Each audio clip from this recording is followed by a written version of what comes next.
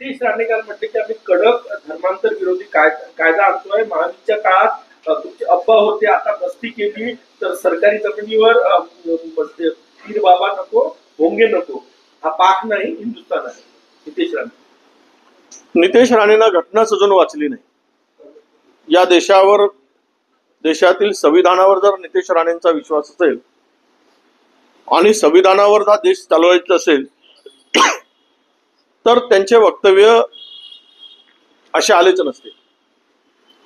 त्यांना हा देश मनुस्मृतीच्या भरोश्यावर चालवायचा आहे का की संविधानाच्या भरोश्यावर चालवायचा आहे?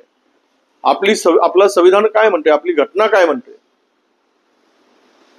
त्या घटनेला धरून त्यांचं वक्तव्य नसेल तर सरकार म्हणून काय कारवाई करणार की असे लोक पोसून त्यांना खतपाणी देणार? हे सरकारने ठरवलं पाहिजे. हे अति काही गोष्टी चाललेल्या आहेत. त्या संदर्भात मधामध्ये ही मंडळी ज्यावेळेस काँग्रेसमध्ये होती त्यावेळेस त्यांची भूमिका काय आहे? आता सत्ता मिळवण्यासाठी उद्याचं तुमच्या इच्छापूर्तीसाठी अशा प्रकारचे वक्तव्य करून समाजामध्ये धर्मामध्ये तेढ निर्माण करत असेल तर ही मला वाटतं की संविधानाचाही अपमान आहे आणि त्या पदाचाही अपमान आहे. त्या पदावर जे लोक बसतात त्या पदाची शपथ घेतल्यानंतर